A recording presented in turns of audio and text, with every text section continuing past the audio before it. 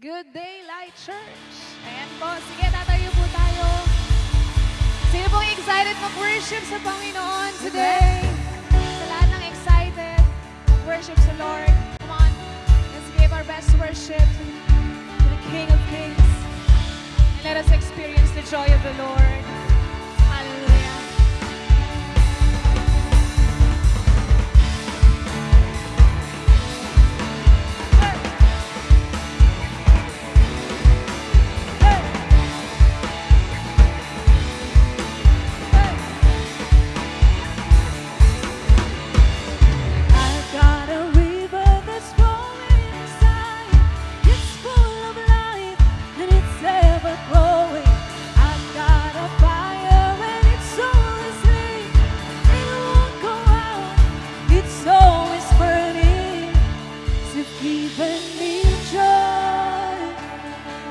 Unspeakable joy, undeniable, unexplainable. I've got the joy of the Lord. Come on, once again, let's sing. I've got a river that's flowing inside.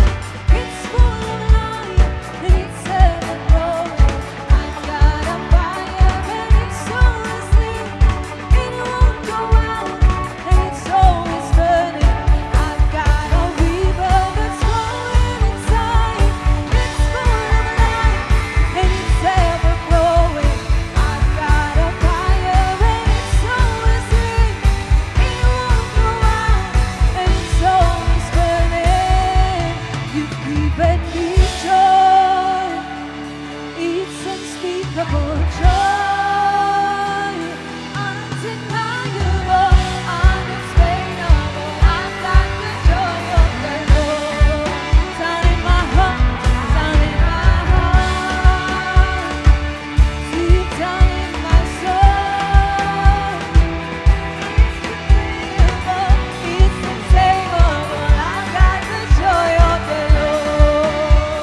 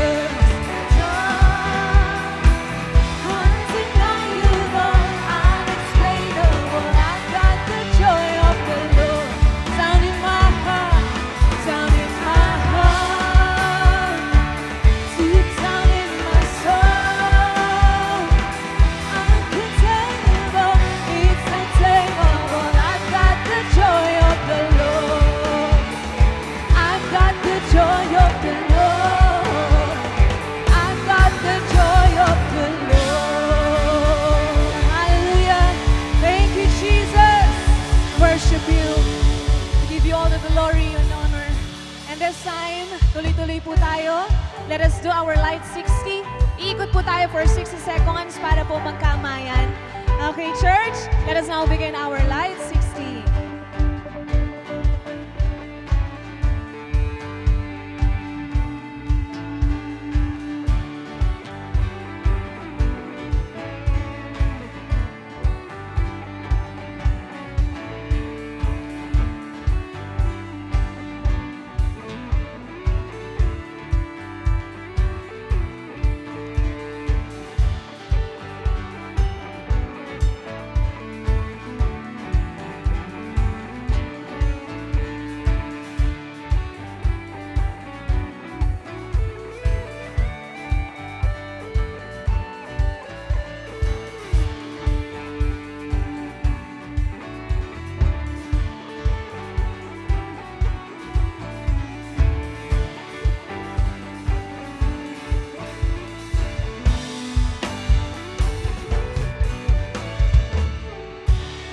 Good morning, Light Church! Praise God for another beautiful Sunday that we can gather together as one family in Christ. So, kaya naman po, can we give the best clap offering to our best God?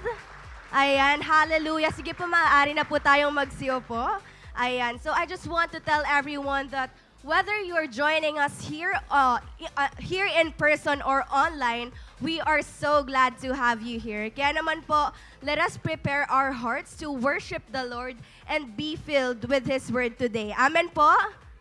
Amen. Kaya naman po, before we proceed with our service, I have few announcements to share with you. So, first up po, happening this November 29 is our Young Professionals event entitled Hurt Flicks. And palakpakan naman po natin si Lord. Ayan, this will be at 7 p.m. here at Light Church Hall with a registration fee of only 100 pesos. Kaya naman po to all our young professionals and our young adult, ayan, wag na po natin palagpasin ang event na ito. So, for more questions about this event po, you may contact Miss Kim Cordero and Miss Aubrey Ann Deneros. And next naman po na announcement natin is that last month we've celebrated our church 15th anniversary. Tama po ba? Yes, so we are also excited to share an opportunity for us to be a blessing. So sino po dito pinagpapala ng Panginoon?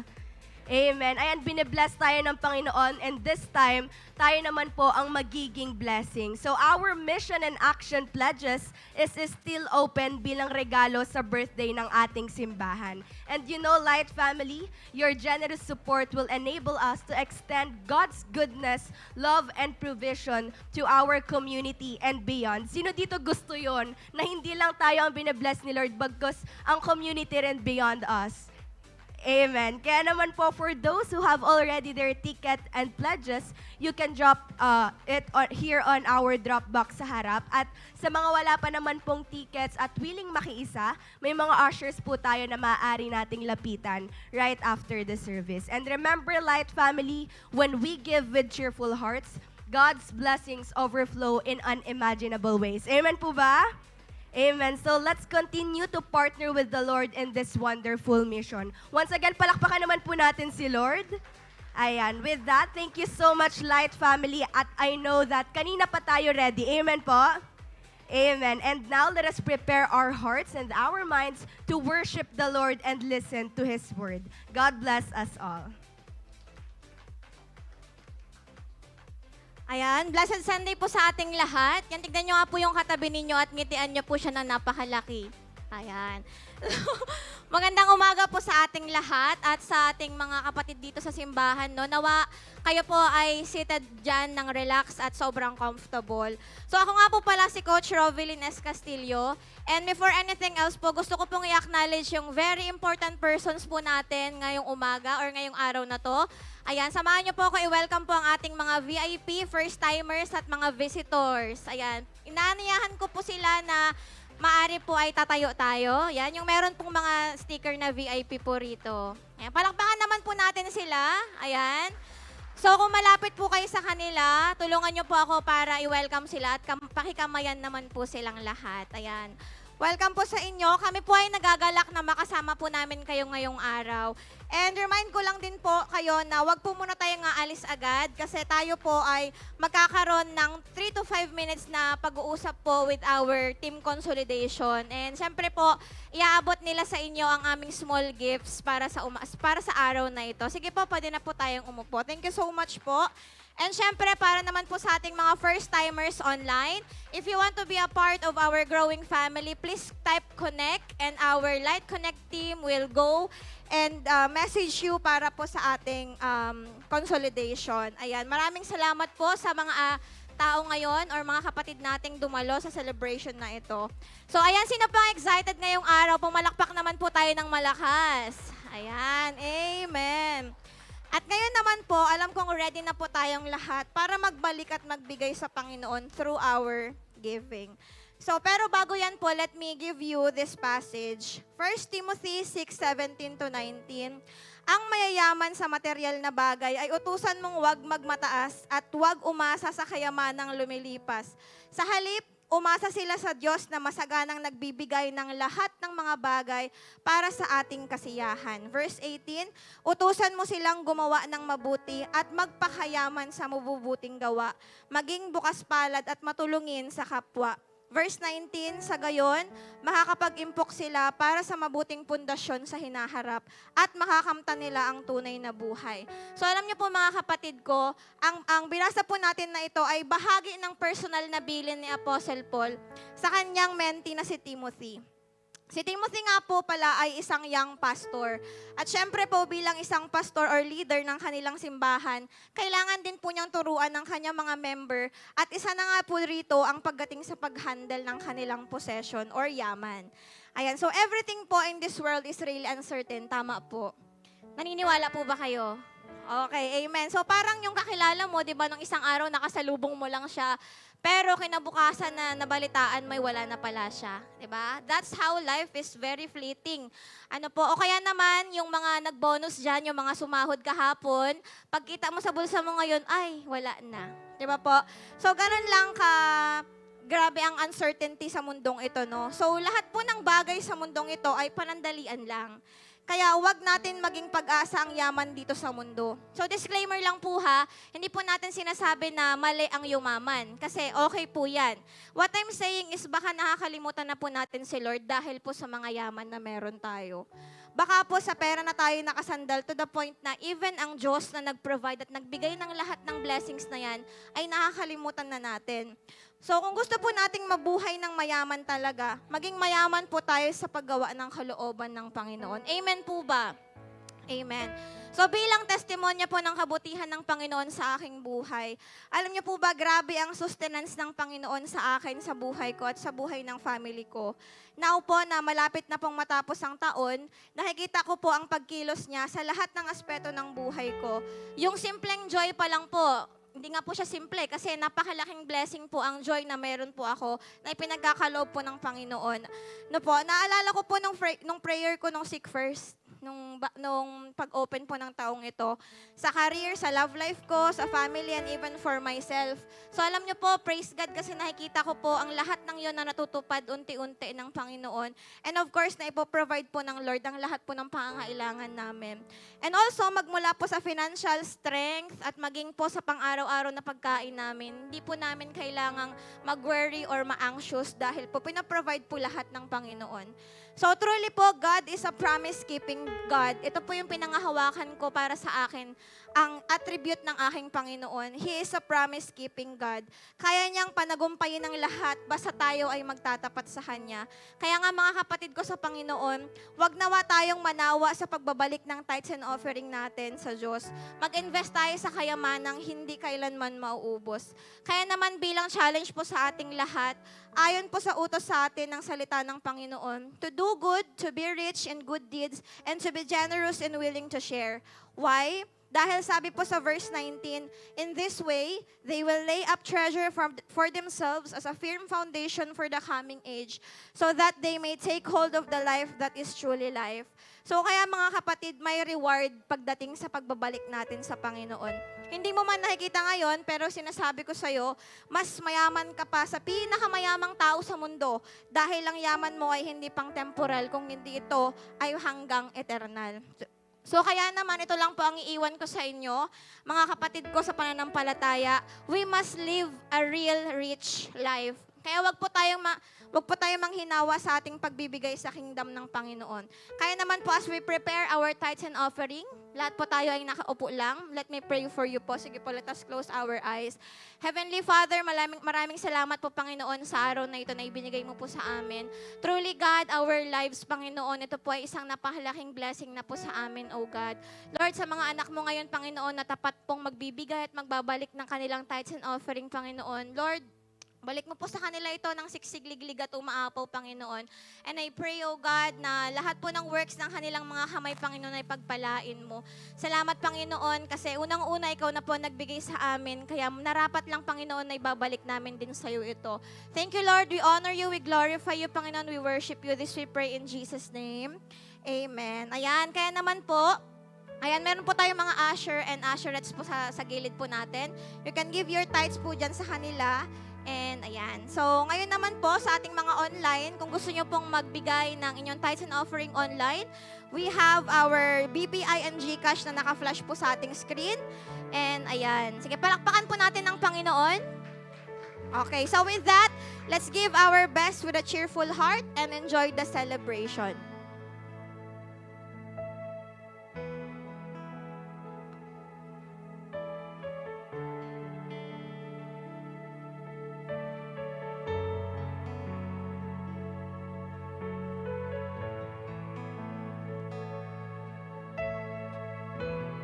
Sige po, tayo po tayong lahat.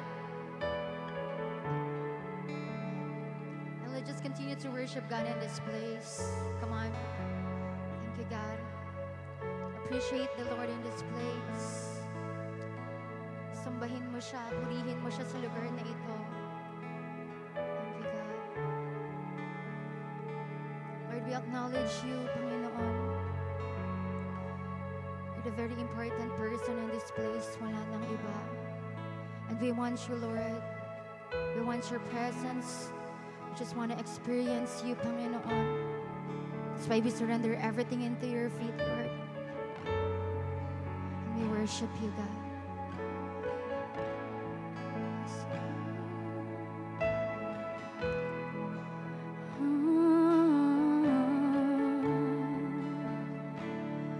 We worship you.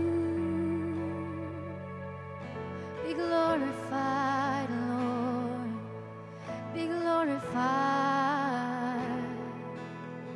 Have your way.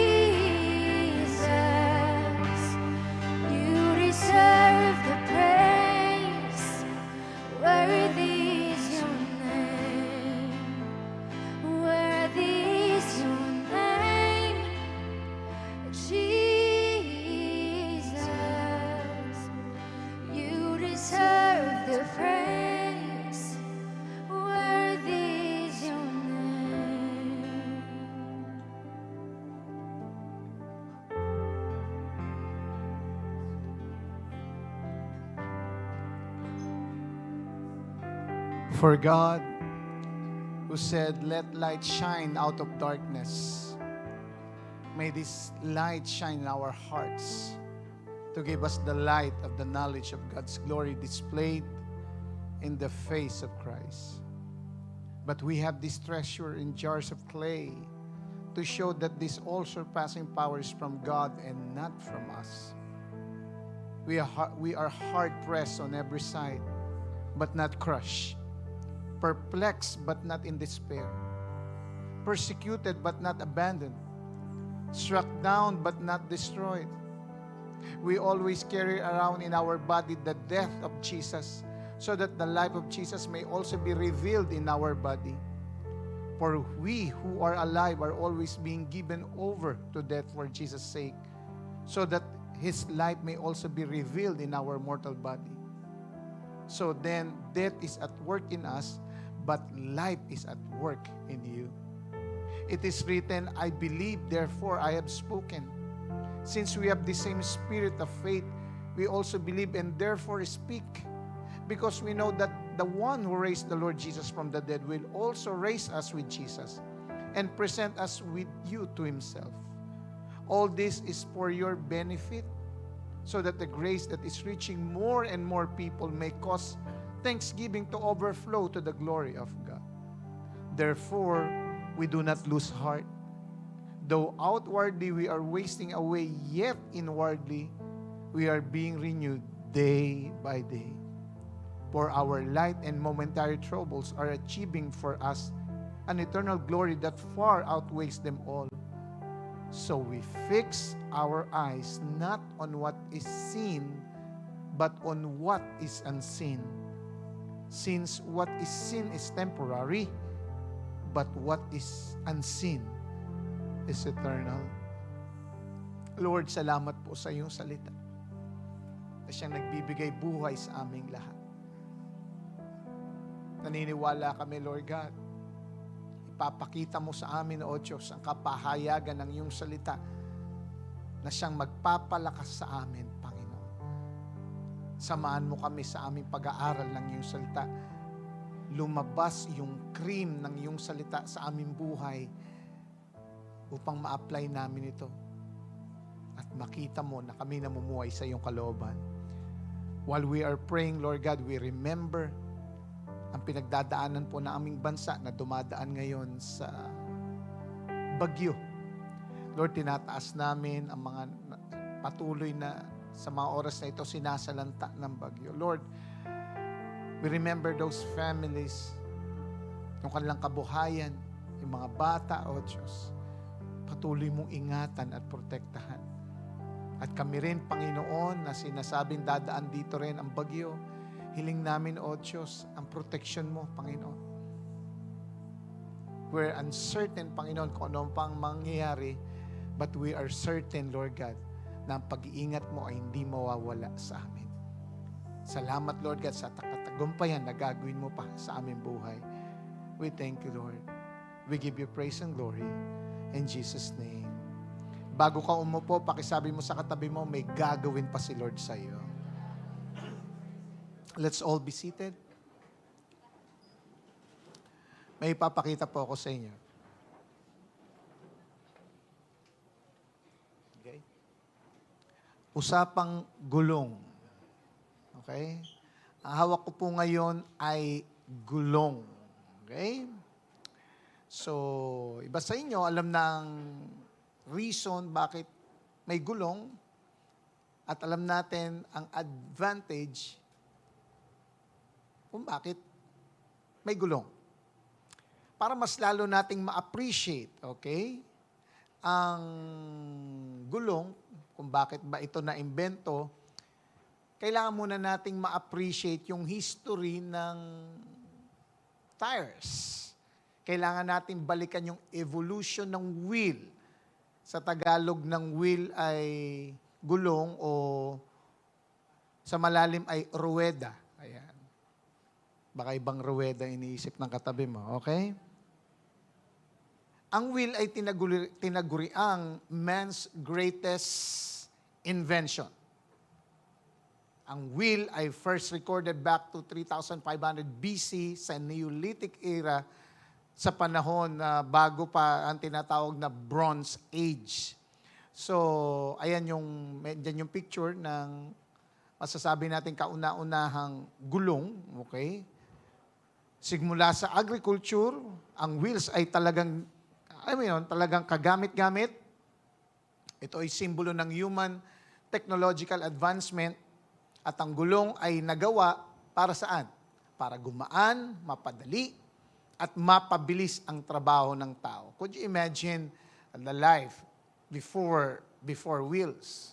Paano nga ba kung walang gulong, no?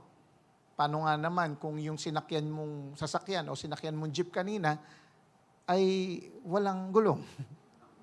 Ano ang mangyayari? Paano madidistribute at matatransport yung mga bagay na kailangan natin? At ikaw din, tayo mismo. Isipin mo lahat ng mga gamit, kailangan buhatin, magmula dito hanggang sa doon dahil walang wheels. Could you imagine that? Nga pala, ang unang-unang air-filled tire, okay? Noon kasi, ang wheels talagang, yun nga, nakita natin, bato o kahoy, pero nagkaroon ng air-filled tire. Ang nakaimbento niyan ay isang Scottish engineer na ang pangalan ay si Robert Thomson noong 1847. Okay? So, itong hawak ko ngayon ay walang hangin na gulong. Okay? So, ang ginawa niya ay yung gulong na lalagyan ng air pressure. Okay? Para lumobo at maggamit sa sakyan. Ito, hindi mo ito magagamit kasi ito ay flat pa. Hindi mo kapag flat ang gulong, katulad nito, hindi mo magagamit ng maayos ang iyong sasakyan dahil walang hangin, walang gulong. So, kapag nilagyan mo na siya, okay, ito, flat eh. Ayan. Meron tayo dito na, eto na. Nagkaroon na ng air pressure. Ayan na. Ayan, medyo bumigat ng konti. Okay? So, nilalagyan ng air pressure sa loob para lumobo at mag-expand. Okay? Hindi mo magagamit ng maayos ang iyong sakyan kapag flat ang lugar, so flat ang tire, hindi mo magagamit yung sasakyan.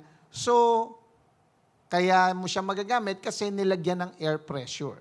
So, napaka-importante ng air pressure sa gulong para umusad ang sasakyan. Amen ba? Ganyan din sa buhay. Kailangan din pala natin ng pressure para umusad sa ating buhay. Pakitapik mo nga yung katabi mo. Kailangan pala ang pressure ka mo. Amen? Because without pressures, okay? Because without pressures, no one will become resilient. Kung walang mga pressure, hindi katatatag. Kailangan ng mga pressures para maging matatag. Because the meaning of resilience is the ability to recover from challenges and stress and to continue to work effectively under pressure. Today, we will tackle the third installment of our November series entitled Resilience sa passage na binasa natin kanina, 2 Corinthians 4:6-18. Are we all excited? So, kung titingnan natin, sa earlier chapters ng 2 Corinthians, makikita natin ang pagre-reflect ni Apostle Paul sa kanyang sincerity sa paglilingkod sa Diyos na may full reliance sa banal na Espiritu. Yung binasa nga nating passage, tinuloy-tuloy niya ang pagle-layout ng kanyang personal philosophy of ministry in the face of troubles, difficulties, unbelief, and struggle. Na napaka-importante ng pagiging resilient pagdating sa pagsunod at paglilingkod sa Diyos. That's why today, pag-aralan natin ang mga, are you still excited? Are you still excited? Pag-aralan natin ang mga learnings about resilience from 2 Corinthians 4:16-18. Ano nga ba ang matututunan natin patungkol sa katatagan ayon sa passage? Una, hindi madaling maging matatag. Amen. Kailangan natin ng lakas para maging resilient. The source of power to become resilient. Ang pinanggagalingan ng lakas upang maging matatag. Verse 6 and 7. For God who said, let light shine out of darkness, may this light shine in our hearts to give us the light of the knowledge of God's glory displayed in the face of Christ. So pinapakita dito ni Apostle Paul ang realidad ng ministeryo. Na sa kanilang pagmiministeryo, kasama mga early Christians, dala-dala nila ang liwanag ng Diyos para magkaroon ng liwanag sa kadiliman. Na siya ring nagbibigay liwanag sa kanilang isipan para maunawaan nila ang kapangyarihan ng Diyos na nahayag nga kay Jesus. Na sila, Apostle Paul at ang mga early Christians na nagpapagamit sa Panginoon, sila ay parang lalagyan o sisidlan ng kaliwanagan ni Jesus. At katulad din natin, sila ay mga tao rin. Sila ay mahina, limitado. Tayo. Bilang tao, tayo ay mahina, limitado. Tayo ay mga human vessels na subject to imperfection and breakage. Kaya nga sabi sa verse 7, but we have these treasures o treasure in jars of clay to show that this all-surpassing power is from God and not from us. Pag sinabi natin jars of clay, tinatawag na mga pottery containers. Jars in Greek is iskios, ibig sabihin a vessel, a utensil containing anything. Ang clay naman in Greek is ostrakinos, ibig sabihin made of earth. So hindi na po ako nakapagdala niyan. Nakakita na po ba kayo ng palayok? Oh, di ko na po dinala kasi baka sabihin nagbebenta na ako dito. Okay? So, kung naalala nyo po, yan, may picture tayo dyan. Yung mga kasangkapan sa bahay na made of, yung luwad, o yun nga. So, nung unang panahon, madalas yari sa clay ang mga ginagamit ng ating mga ninuno. Actually, marami archaeologists, ang marami pang nahukay na mga broken pieces of pottery. Ito yung mga pottery vessels na very useful for a while, pero limited ang kanilang working life. Dahil madaling mag-crack, madaling mabasag, at madaling masira. Ganito hinalintulad ni Apostle Paul ang tao. Ganito hinalintulad ni Apostle Paul ang Kristiyano. Isang instrumento or vessel na kagamit-gamit na pwedeng maglaman o naglalaman ng liwanag na magpapalaya sa tao sa kadiliman na punong-puno na kapangyarihan ng Diyos. The all-surpassing power from God. All-surpassing in Greek is hyperbole, ibig sabihin, at showing beyond, a state of exceeding to extraordinary degree to a point of a scale of extent. At ito ang power ng Diyos na siyang kumikilos sa pagmiministeryo ni Paul. So kung ano man ang nakikita nating success sa kanyang ministry, success na maraming na plant ng mga churches, kung bakit tayo nakakabasa ngayon dyan sa ating New Testament na Corinthians, Ephesians, Philippians, Thessalonians, kung ano pa man, kung meron tayong mga nakilalang Timothy, Titus, at kung sino pa man na talaga na disciple niya, na kung ano man ang kanyang success sa ministeryo, hindi ito dahil sa magaling or eloquent siya. It is not about him, but it is all about the all-surpassing power of God. Kasi siya nagpatuloy sa pagsunod kay Lord. Nagiging matatag at resilient siya ay dahil umaapaw yung kapangyarihan ng Diyos sa kanya. Yung kapangyarihan hindi may kukumpara na kumikilos at namumuhay sa kanya. Tingnan mo ngayon katabi mo. Marami ba siyang success sa buhay? Well, hindi siya yun. Marami ba yung napanalong laban sa buhay? Well, hindi yun dahil sa lakas niya. Marami ba siyang napagtagumpay ang mga problema at pagsubok?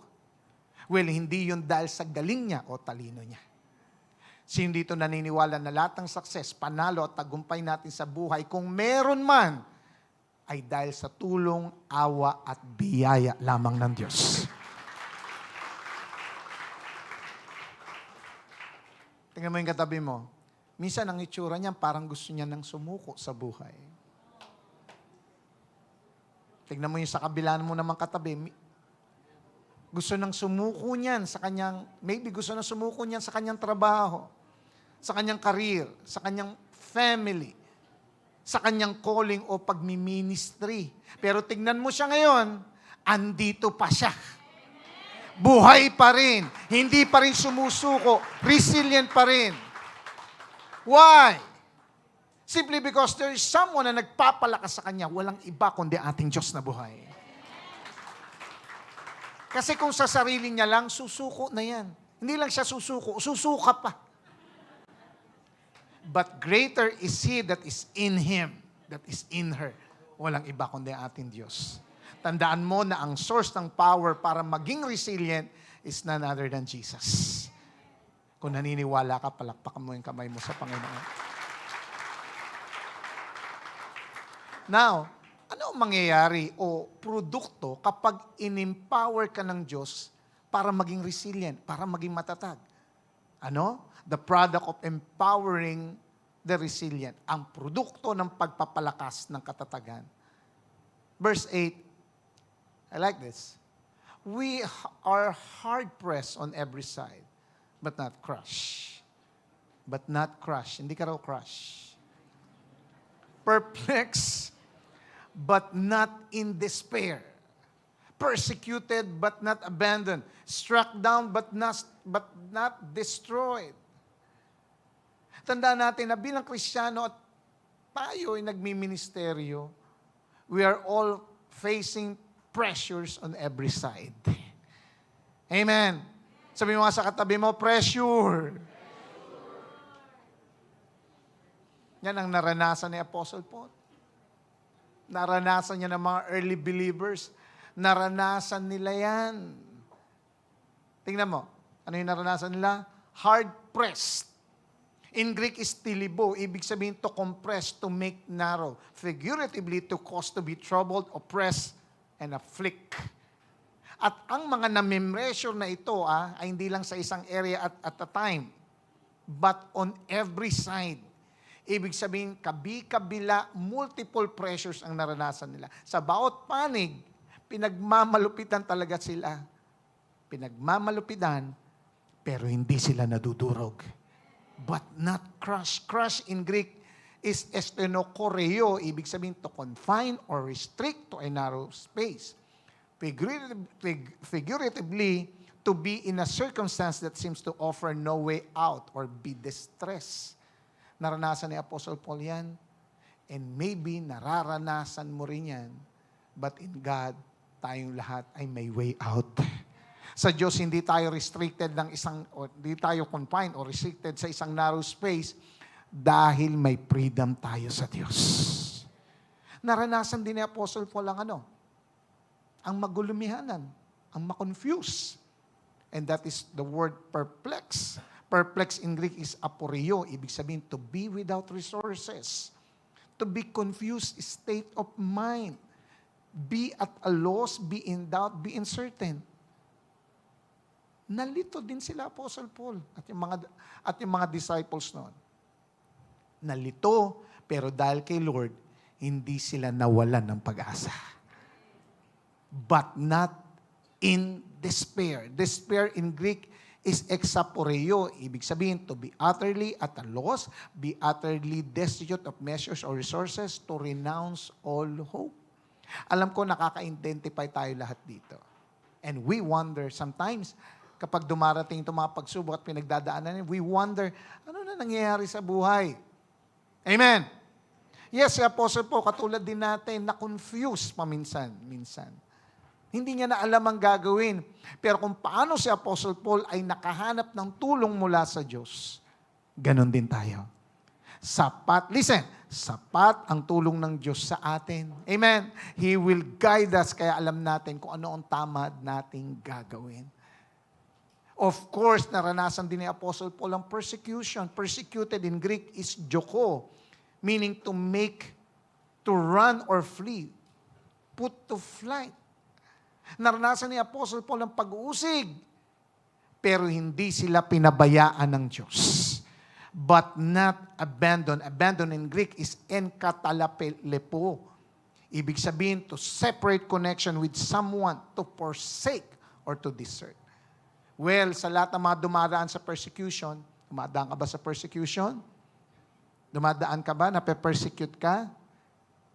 Kasi cute ka. At sa lahat ng mga cute, may pangako ang Diyos.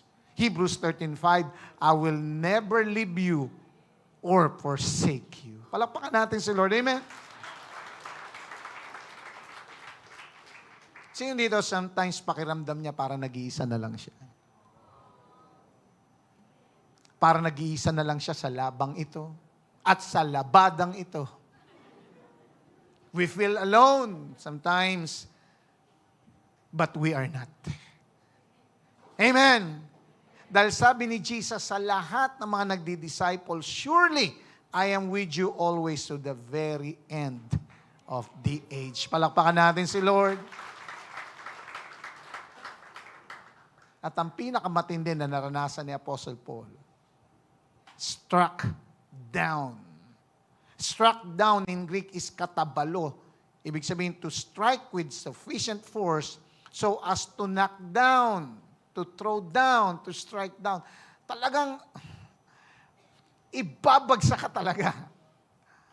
Most probably, nangyari talaga ito kay Apostle Paul literally kasi naranasan niya yung physical violence. Naranasan ito ng mga early Christians noon. Pero figuratively, nangyayari ito lahat sa atin na mga nagmamahal sa Diyos. Binubugbog tayo ng samut-saring problema, mga devastating circumstances na minsan, hindi tayo makagulapay. Nasa tingin natin, hindi natin kakayanin. Naranasan ni Apostle Paul yan. Sabi sa 2 Corinthians 1:8-9, mga kapatid, gusto naming malaman ninyo ang mga paghirap na dinanas namin sa lalawigan ng Asia. Napakabigat ng mga dinanas namin doon. Halos hindi na namin nakayanan at nawalan na kami ng pag-asang mabuhay pa. Akala namin noon ay katapusan na namin. Ngunit nangyari ang lahat ng iyon para matuto kami na huwag magtiwala sa aming sarili, kundi sa Diyos na siyang bumubuhay ng mga patay. Inilugmok sila, pero dahil kay Lord, hindi sila napuksa. They are not destroyed. In Greek is apollemi, ibig sabihin to perish or to be in ruin. Ang context nito, by the way, ay hindi yung eternal destruction, kundi more on physical and psychological terms. Katulad ni Apostle Paul, maybe tayo ay surrounded and battered by troubles. But listen, we're not demoralized. Hindi natin alam minsan ang gagawin, ano na nangyayari sa mundo. Bakit yung bagyo pumipila sa Pilipinas? Bakit ganon? Hindi natin alam ang gagawin, but we know that God knows what to do. He holds our future. Tayo may be spiritually terrorized and traumatized, pero never tayong iniwan ng Diyos. Hinahampas, winawasak, sinisira tayo, pero hindi tayo broken. Kahit gaano pa man ka-violent o katindi ang pagbubugbog ng problema at persecution, hindi nito mawawasak ang faith ng isang tunay na nagmamahal kay Kristo. Dahil ang taong na kay Kristo ang pananalig, nakahawak sa salita ng Diyos. And what is that? Sabi ni Jesus, John 16:33, sinasabi ko sa inyo ang mga bagay na ito para magkaroon kayo ng kapayapaan sa akin. Sinabihan na tayo ni Jesus, daranas kayo ng paghihirap dito sa mundo, pero be resilient, ang sabi ni Jesus. Magpakatatag kayo dahil napagtagumpayan ko na ang laban ng kapangyarihan dito sa mundo. Wow! Pwede ba natin palakpakan sa Lord?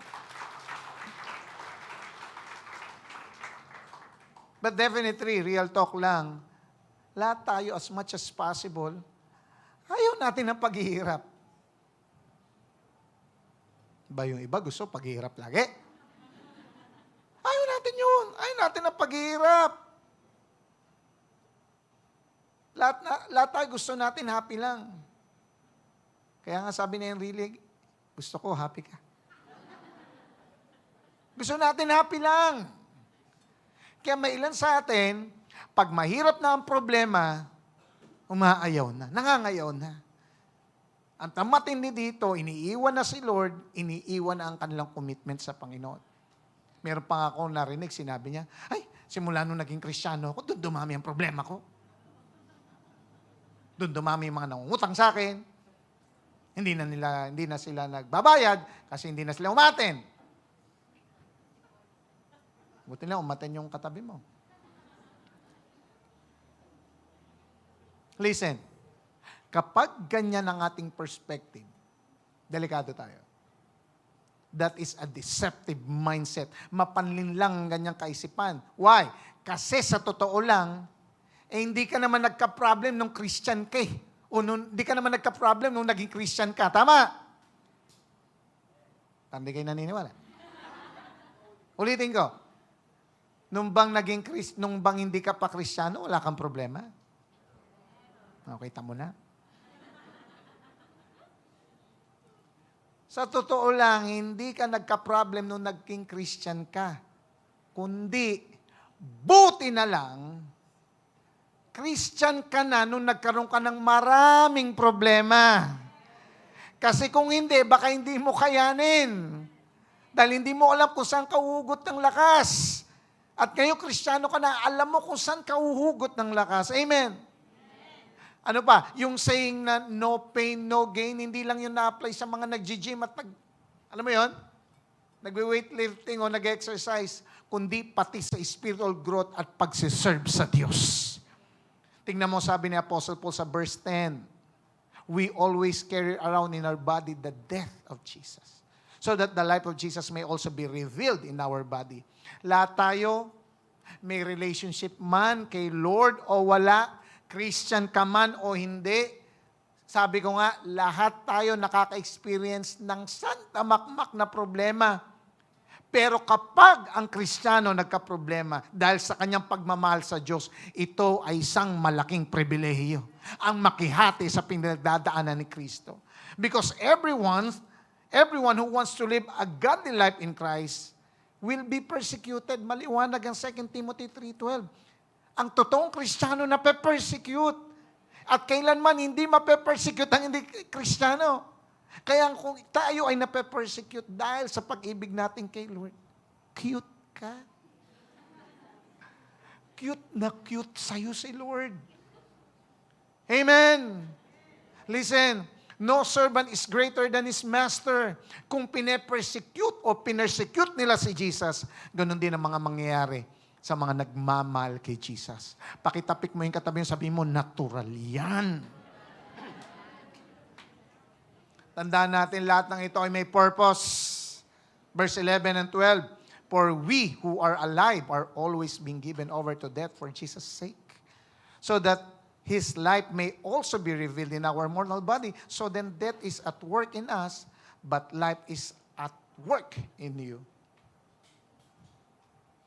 Kapag tayo ay exposed o na-expose sa struggles, sa stress and pain, tandaan mo, ang ating inner self ay na-expose din. Lumalabas kung ano yung nasa loob. Meaning, kapag dumaraan tayo sa mga problemang yan, lalo nating nakikita at nakikilala ang ating mga sarili. Say amen. Kahit di mo naiintindihan, sabi mo amen. Ayan, para mo ka nakikinig ka. Okay? At sa panahon na yun na nakikilala natin yung sarili natin, doon tayo kinakausap ni Lord. Kinakausap tayo ni Lord saan? Sa mga bagay na dapat pang linisin, mga bagay na dapat pang kinisin sa ating mga ugali at gawi. Dahil kung paanong na-reveal ang pag-ibig ni Christ sa atin, nung dinanas niya ang paghihirap sa krus, ganun din i-reveal ng Diyos sa atin at sa mga tao nakapaligid sa atin kung talagang mahal nga natin si Lord kapag dumaraan na tayo sa mga paghihirap na to. Ilalabas talaga ng pressures, ilalabas talaga ng sufferings kung gaano tayo katotoong nagmamahal sa Diyos. kung gaano tayo katotoo nagmamahal sa tao. Kaya nga sabi sa verse 13, it is written, I believe, therefore I have spoken. Since we have the same spirit of faith, we also believe and therefore speak. Tingnan mo. May kita mo dito na kinote ni Apostle Paul ang isang passage sa Old Testament. Alam mo yung kinote niya? It is written. Tandaan natin, when we read a word, it is written, malamang sa Old Testament, sa New Testament, kinote yan from the Old Testament. At ano yung kinote niya sa Old Testament? May kita pala natin yan sa Psalm 116, line 10. I believe even when I spoke, I am greatly afflicted. Bakit niya kinote itong passage na ito sa Psalms? Why? Kasi pinangahawakan ni Apostle Paul yung katotohanan sa passage na kinote niya. Alam niya ang context ng Psalm 116:10. Dahil ang 116:10 ng Psalms ay sulat pala ng isang suffering psalmist. Isang tao na nakaranas ng pressures and sufferings, pero nagtagumpay dahil sa kanyang pananampalataya sa Diyos. Kaya nga si Apostle Paul ay nagsasalita at patuloy na nangangaral dahil sa kanyang pananampalataya sa Diyos na anuman ang kanyang pinagdadaanan, magtatagumpay siya. Amen. Dahil alam niya na ang Diyos na muling bumuhay sa Panginoong Yesus, ang siya ring bubuhay sa kanila kung sila'y mamamatay. At yun din ang mangyayari sa mga nananampalataya kay Jesus sa takdang panahon. Yes, mamamatay tayo. Sabihin mo sa katabi, mamamatay ka rin. Kamo. Tayo lahat ay mamamatay sa takdang panahon. Pero ang siyang resilient hanggang huli para kay Lord ang makakasama sa karya ng Diyos. Lakpakan natin si Lord. Tandaan natin na ang buhay ay more than present happiness. At ang paghirap naman ay temporary lang. Ang buhay kay Kristo na lahat ng ini-endure at ini-endure pa nating mga pains, tanda mo, lahat ng yan ay may reward sa pagbalik muli ni Jesus. And this is my prayer, na lahat tayo ay totally maging surrendered sa pag-ibig ng Diyos. Para kapag piniga tayo ng mga pressures, piniga tayo ng mga problems, ang lumabas ay isang taong tunay na may pananalig kay Christ.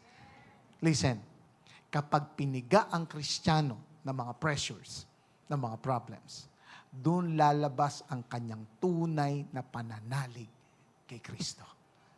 Na tulad ni Apostle Paul na sa paglilingkod niya, okay lang sa kanila. Maghirap. Okay lang to the point na mawalan ng buhay. Makita lang si Lord sa kanilang mga buhay. At yan din ang panalangin ko, na tayong lahat bilang simbahan, lumalim at maraming tao makita si Jesus sa ating mga buhay. At yan ang produkto ng empowering ng Diyos sa ating mga kung ikaw ay magiging resilient. Palakpakan natin si Lord. Amen? Yung palakpak na para sa Panginoon.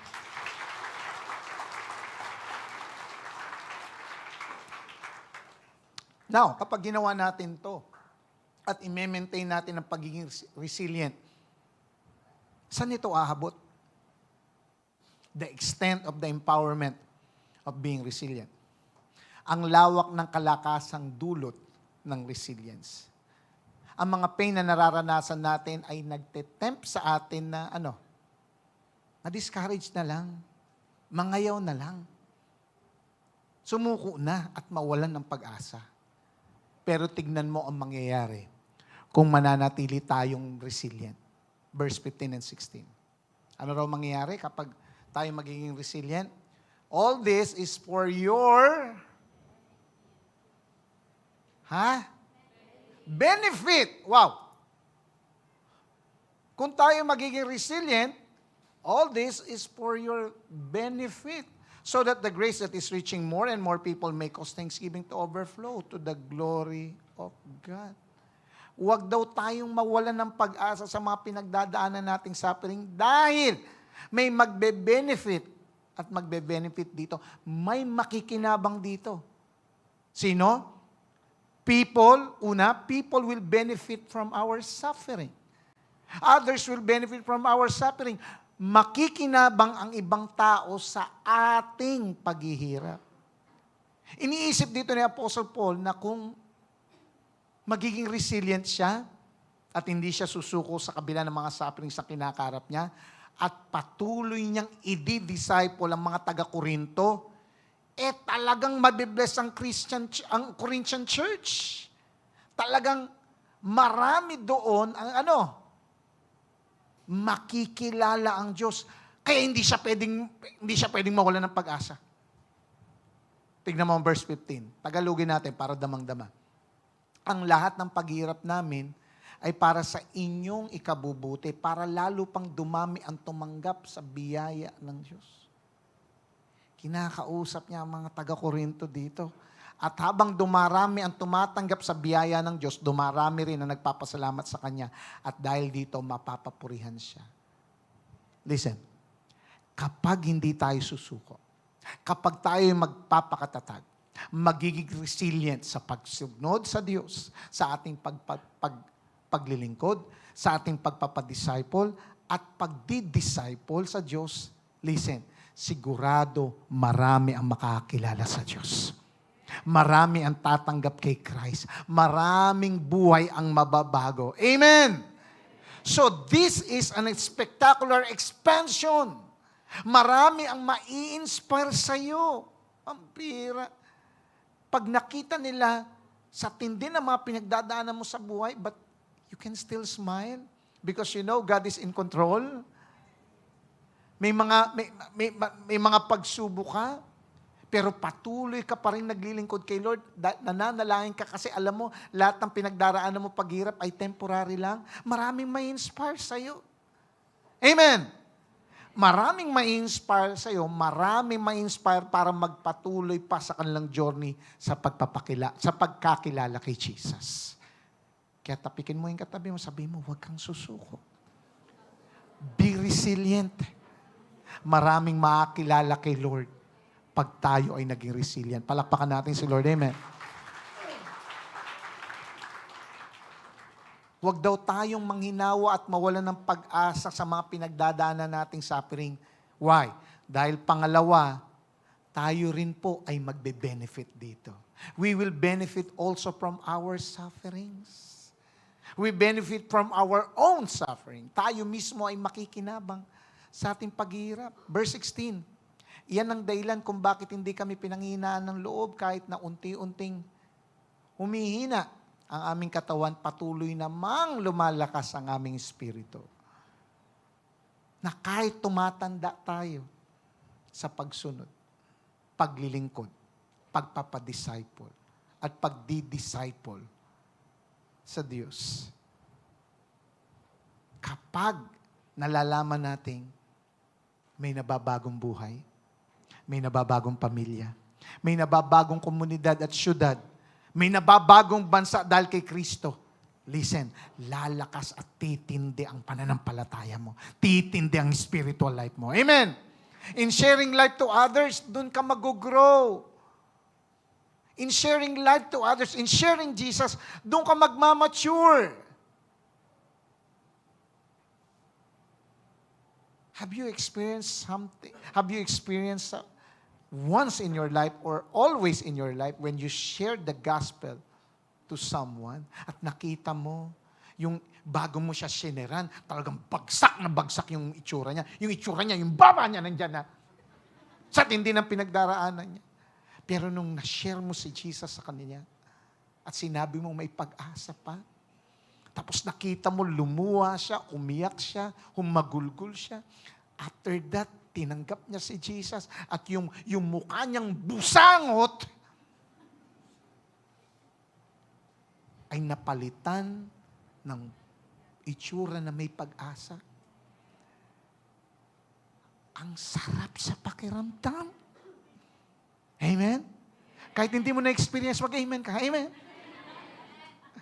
Ang sarap sa pakiramdam. At dun mo nakita, ito yung totoong kasiyahan. Yung kasiyahan na kapag masaya si Lord, masaya ka rin. Yun ang totoong kasiyahan na hindi pwedeng manakaw at hindi mo pwedeng mabili kung saan. Ang kasiyahan ng Diyos, yun ang totoong kasiyahan. Itong pangyayaring ito is an ongoing process. Nangyayari ito araw-araw, napapalakas tayo at na-encourage tayo na huwag sumuko sa ating pagsiserve sa Diyos. This is simply another way ng pagdidescribe ng process ng sanctification. You are renewing. You are renewed every day. Nagbubunga ito ng kakaibang energy. Sabihin mo nga, energy. Walang ka-energy. Energy! Nagbubunga ito ng kakaibang energy sa atin sa pagpapatuloy natin sa ating pagmamahal sa Diyos. This is simply energizing. Palakpakan natin si Lord. Amen.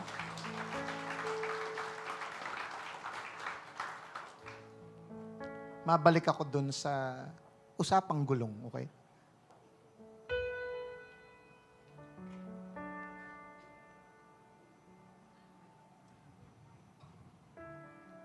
Pag sinabi mong energize, ibig sabihin, hindi ka flat. Hindi ka flat. Sa kabila ng lahat ng pressures, dahil sa pagsunod mo kay Jesus, energize ka. You're not flat. Why? Dahil alam mo, maraming nakakakilala sa Panginoon. Maraming tumatanggap sa Diyos. When you share His Word, marami ang nabibless. Maraming mga testimonies.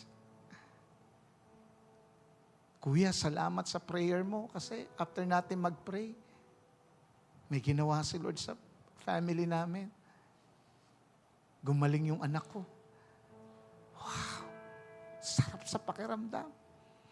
Amen? Kahit di mo nagigets, mag-amen ka na rin. Amen?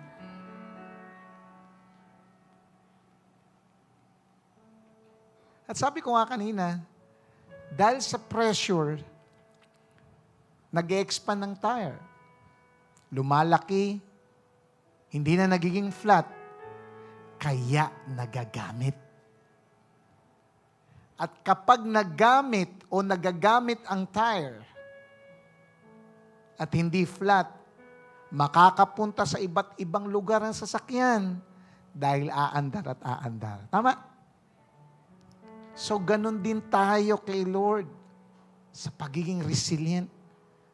Ang buhay natin ay mas nagiging kagamit-gamit.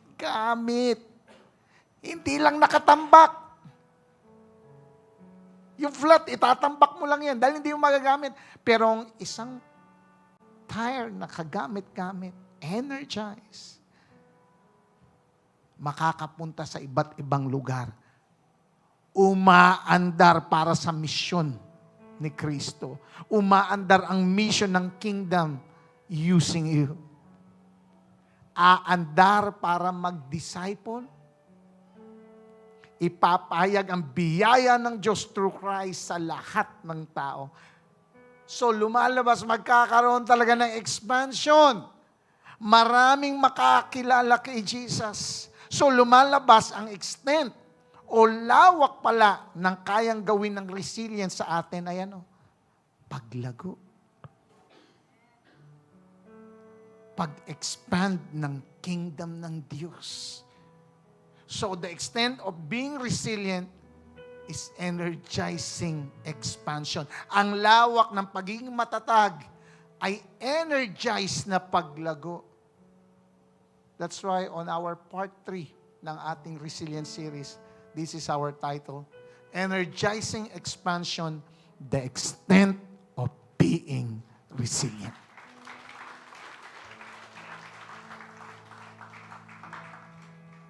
Kaya nga, be resilient. by focusing on the eternal glory. Maging matatag at mag-focus sa kaluwalhatian sa hinaharap. Verse 17, for our light and momentary troubles are achieving for us an eternal glory that far outweighs them all.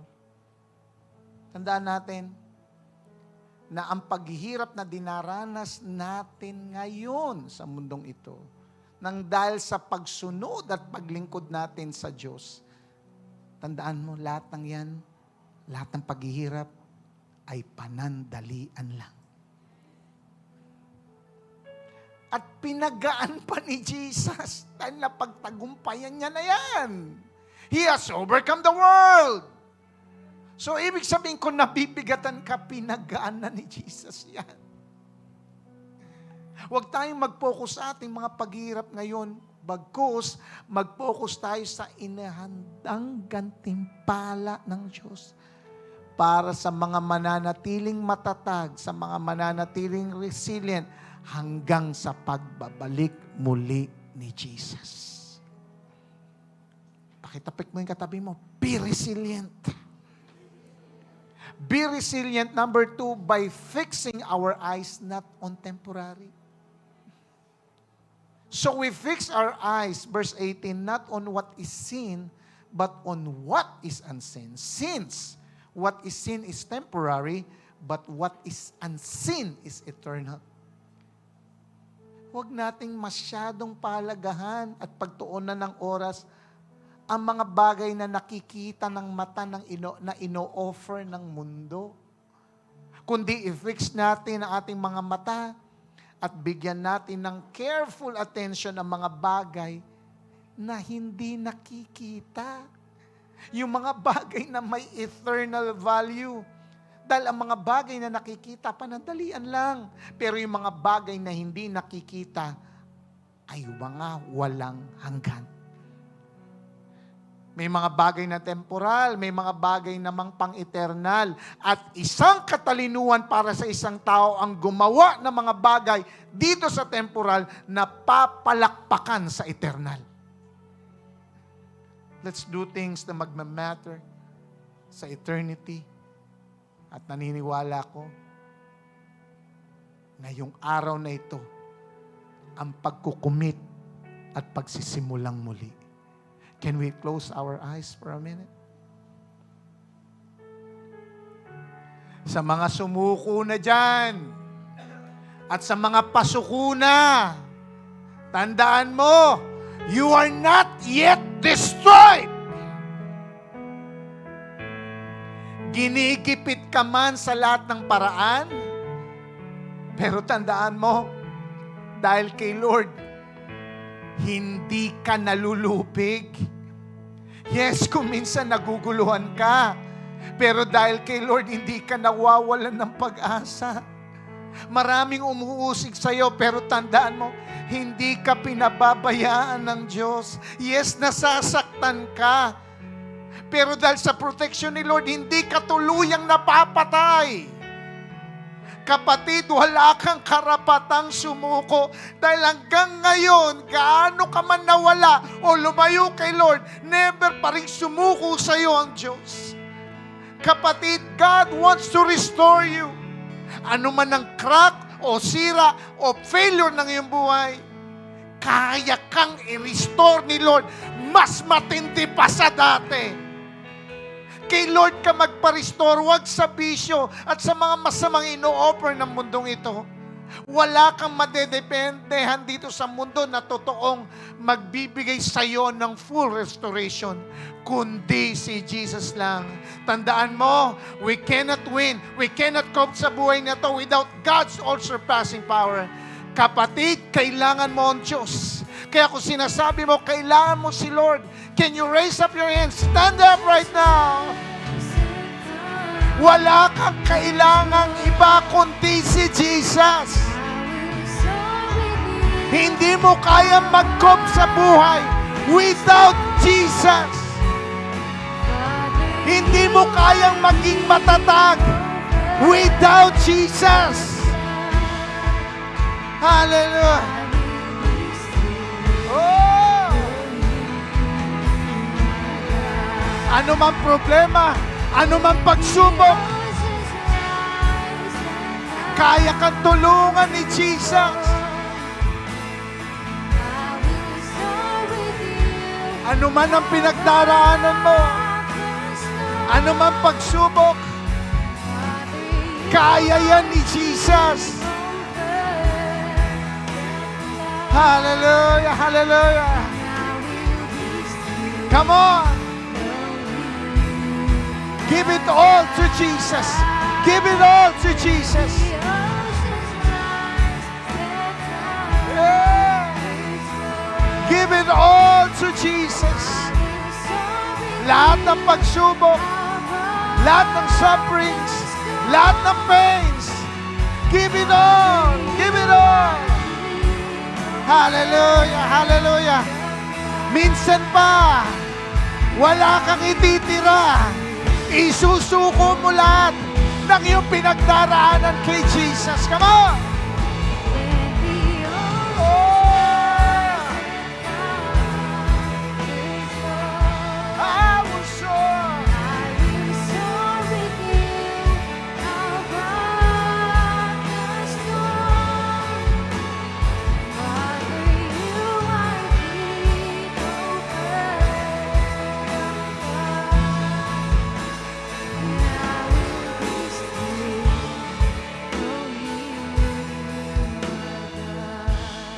Hallelujah. Nagpapakumbaba kami, O Diyos. Patawarin mo po kami sa aming pagmamayabang.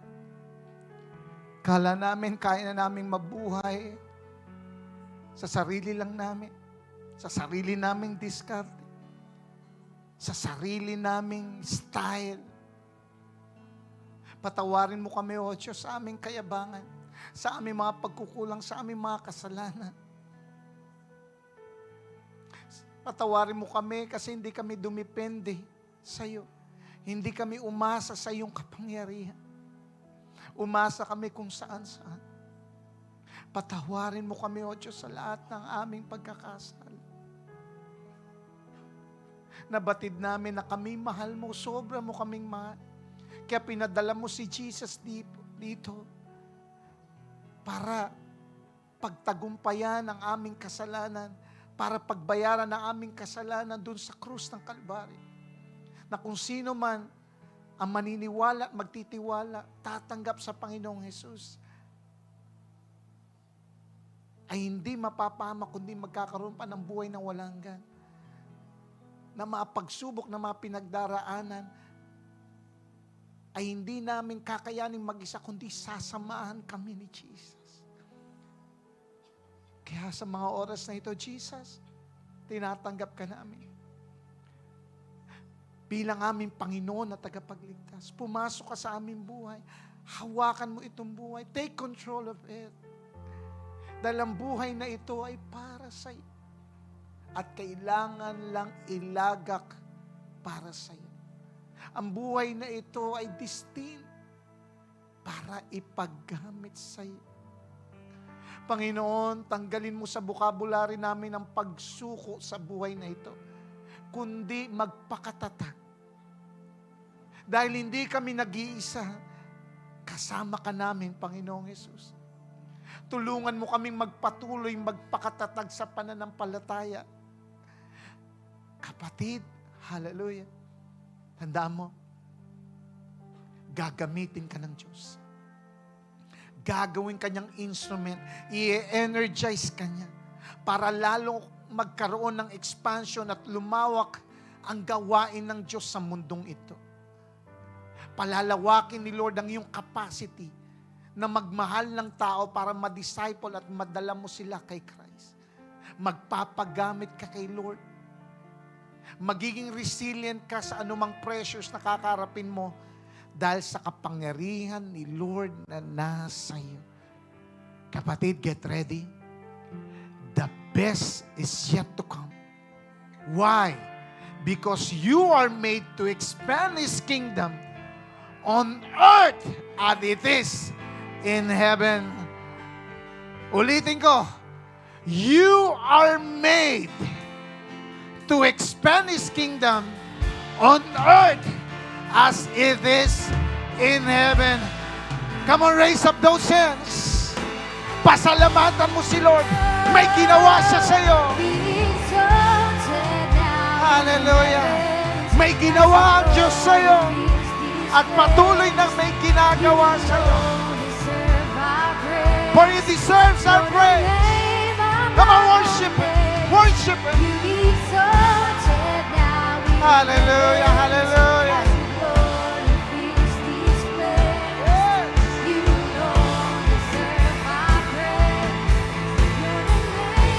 Hallelujah. He deserves all the glory.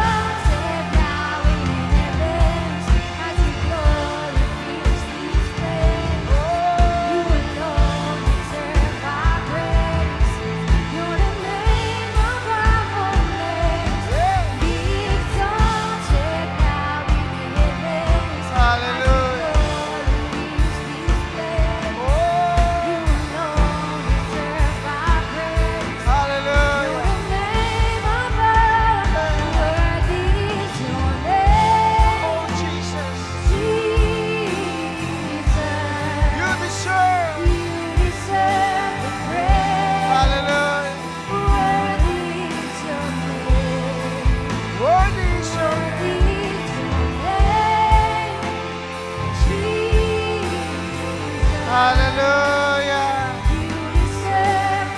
For the last time. Worthy, worthy.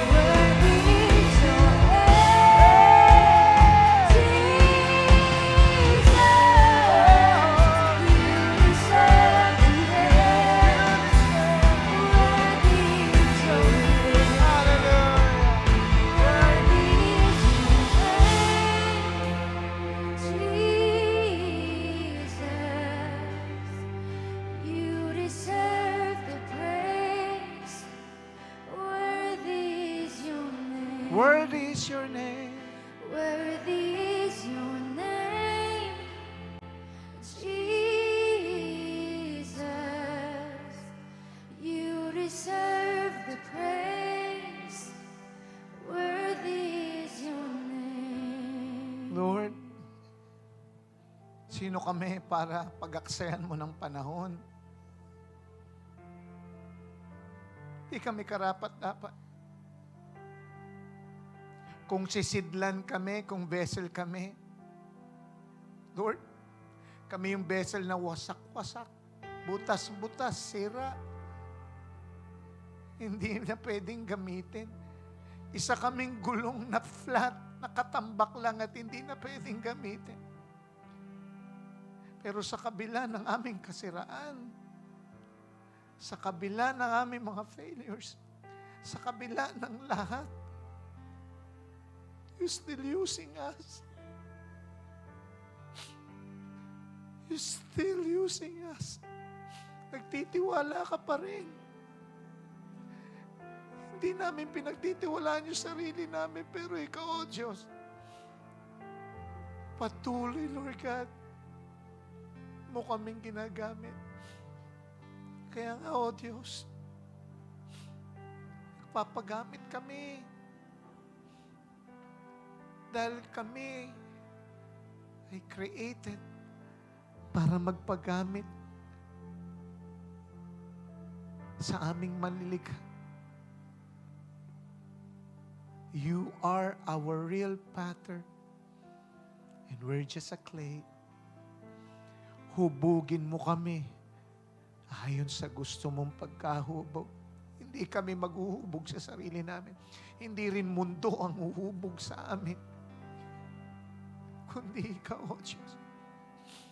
Hubugin mo kami ayon sa nais mo. Hindi mangyari ang kagustuhan namin, kundi mangyari ang kalooban mo dito sa lupa gaya ng sa langit. Salamat, O Diyos. Hallelujah, hallelujah.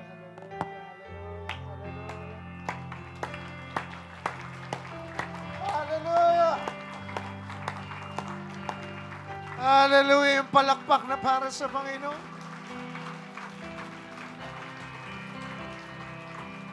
Hallelujah, hallelujah.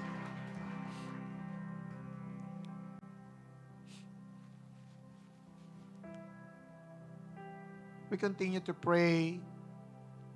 Sige, buksan natin mga ilaw. We are praying that this coming 2025, we are praying for another 5 churches na mapaplant natin. Are you excited? Excited tayo doon kasi ito yung nagpapalakas sa ating lahat. Sa pagiging resilient natin, maraming nababagong buhay, maraming lugar, maraming komunidad ang nababago. That is why patuloy nating pinagpipray na gamitin tayo ng Panginoon, maging resilient tayo. Kasi kapag nag-resilient tayo, marami ang makakilala sa Diyos. Kaya nga patuloy natin pinapanalangin itong ating mission in action na meron tayong pledge para nga sa mga maitatayong simbahan natin dito sa Pilipinas. Actually, simula nung nilunsad natin yan, pinagpipray natin na i-bless tayo ni Lord. That this coming December 1, maibibigay na natin yung pledge natin para masimulan na yung mga maitatayong simbahan. At sa mga hindi pa po gustong kumuha, maging part po ng mission na ito, maging daluyan kayo ng pagpapala para sa mga maitatayong churches natin for this 2025. Nandito po yung ating mga ushers. Pwede po kayong kumuha ng ticket. This is voluntary. Okay, sa mga hindi pa po kumuha, yung iba naman nakakuha na. Sa ating pong pagpe-pledge na ito hanggang December 1, tandaan po natin, nagiging part tayo ng expansion ng kingdom ng Diyos dito sa lupa.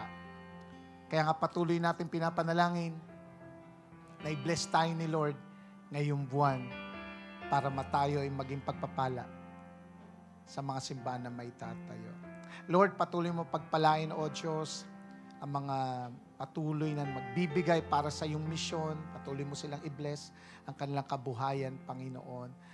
Tunay nga, Lord God, kung hindi man kami nagagamit bilang speakers, preachers, o mga manggagawa para sa mga may tatayong simbahan, nawa, Lord God, gamitin mo ang aming kabuhayan, O Diyos. Maging daluyan, Lord God, ng pagpapala para sa mga may tatayong churches. Pagpalain mo po ang bawat isa na patuloy na mayroong pagmamalasakit sa pagtatayo ng iyong gawain sa pangalan ni Jesus. Amen. Kuha na lang po tayo dito sa mga tickets as we celebrate the goodness of our Lord.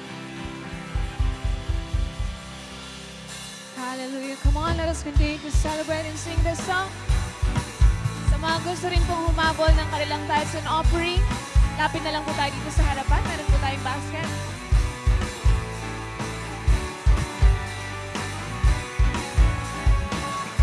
I'm trading my sorrow.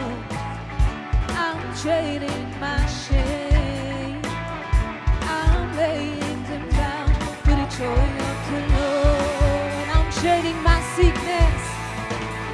I'm trading my sickness. I'm trading my pain. I'm laying them down for the joy of the Lord. Come on, we say yes, Lord. We say yes, Lord, yes, Lord, yes, yes, Lord. Yes, Lord, yes, Lord, yes, yes, Lord. Yes, Lord, yes, Lord, yes, yes, Lord, amen. Once again, we say yes, Lord. We say yes, Lord, yes, Lord, yes, yes, Lord. Yes, Lord, yes, Lord, yes, yes, Lord. Yes, Lord, yes, Lord, yes, yes, Lord, amen. For the last time, we say yes, Lord. We say yes, Lord, yes, Lord, yes, yes, Lord. Yes, Lord, yes, Lord, yes, yes, Lord. Yes, Lord, yes, Lord, yes, yes, Lord, amen. Yes, yes, Lord, amen. Yes, yes, Lord, amen. Hallelujah, hallelujah. Taas natin ating kamay sa Panginoon sa panalangin. Lord, salamat po sa ginawa nyo ngayong araw na ito,